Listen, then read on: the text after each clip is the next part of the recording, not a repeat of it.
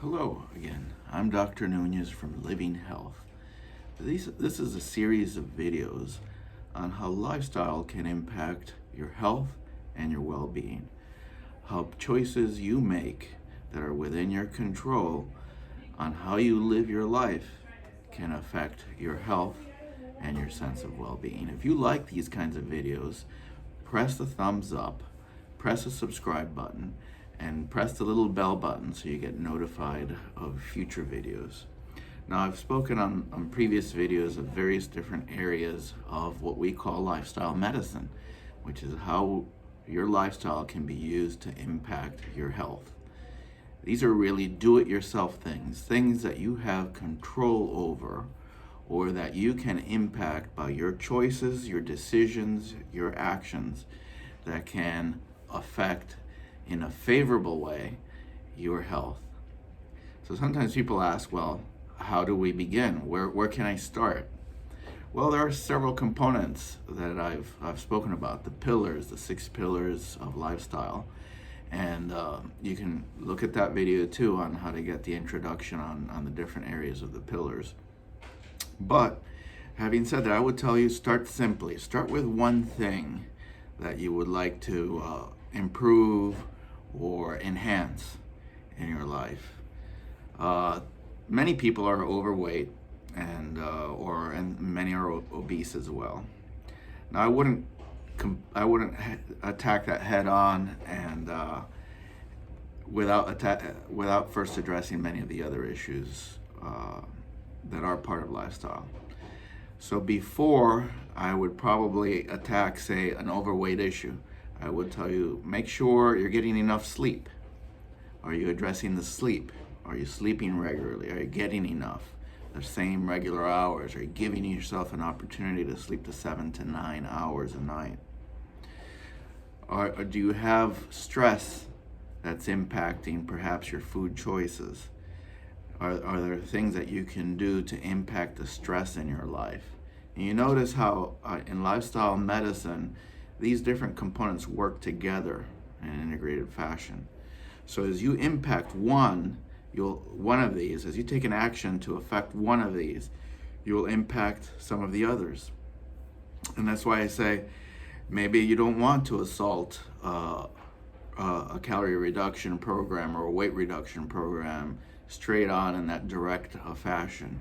Too often we see many people that try to lose weight and then just regain more weight in the end. So try to look at the other components of lifestyle and see if you can do something that can impact those things, that can then reduce the triggers for you to come off of a nutritional regimen. And again, and I've emphasized this in other videos, don't do things that are just going to make you miserable or that are so sacrificial that you feel like you're deprived, like you're in a state of deprivation. That's not the objective here. The objective here is actually to enhance happiness and joy and well-being. So I would tell you, okay, look at stress, look at sleep, see if you could hit some of those in many cases. Now, these are particulars. Some people may have a separate issue and may need to start with a different area. Exercise. We just did a video last week that we posted on the role of exercise as medicine and the impact of exercise. So if you're not getting enough exercise, I would tell you, start. Maybe start with something as simple as trying to walk regularly, trying to hit some targets in walking, trying to walk a few times a day if you don't have time to do it all in one block. Even a 10-minute walk here and there starts to add up by the end of the day. Now, what does that do? Okay, walking might impact your stress level, you see. The fact that you're exercising during the day might improve your sleep at night. See how these things start to work together? And so then as you're impacting your stress and your sleep at night, maybe you're more comfortable in making nutritional choices and maybe you start making better choices in your nutrition. This is how lifestyle works. It gives you tools so that you can attack a particular situation or problem area that you want to work on by using tools outside of that area to impact it and maybe make it more sustainable. That's the goal, while keeping you happy, feeling good, feeling energetic, and feeling like you're empowered to do something. This is all about what you can do yourself. You should feel empowered by these things, by what you can accomplish. Other areas of stress might be, okay, what's the big area of stress in our modern Western world is money. Well, maybe you should look at some areas of money management, of financial independence, and you can Google all those areas and look at what you can first steps you can take to enhance that. Lifestyle is a medicine is really a program for the long term, for the duration. This is on how you can enhance yourself and impact your health in that way. What's the other area that you can impact? Is your communication with others, your bonding with other people in your community. I know this has been very hard during the pandemic, but the idea of love more, have more engaged social contacts with friends, with relatives, so that you feel a part of a loving community, a supportive community. So that's another big area. Are there things you can do to do that? Can you be more, can you start to use more your video calls, independent of the platform you use, and maybe reach out to people more? Engage others in the community in some way. Even go retro and write letters in the way they used to. In fact, in writing, in the handwriting process, you're forced to pause, to slow things down, and that perhaps impacts your stress.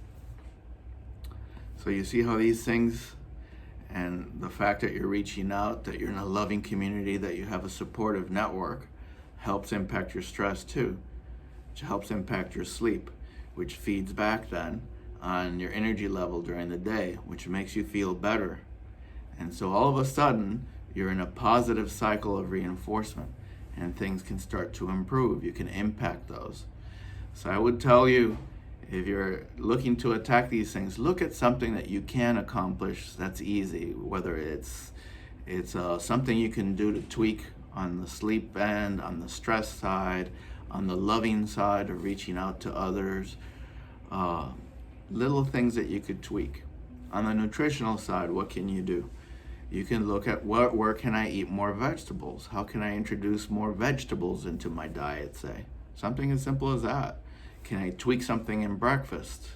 Can I have a whole grain in breakfast? Can I cut back on some of the fatty, rich, or meats, or eliminate some fried foods here or there, or maybe start to trim back some very processed foods, or start limiting my sugar intake or something like that.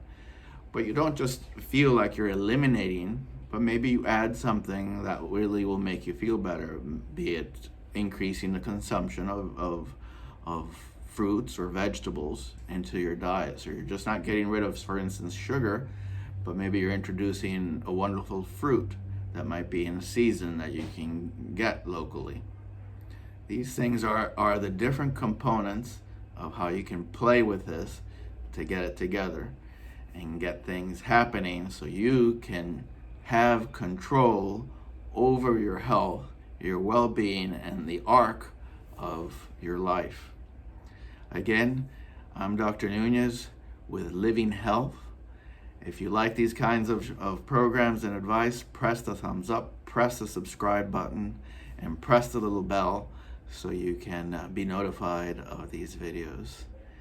Live well. Bye-bye. Until next time.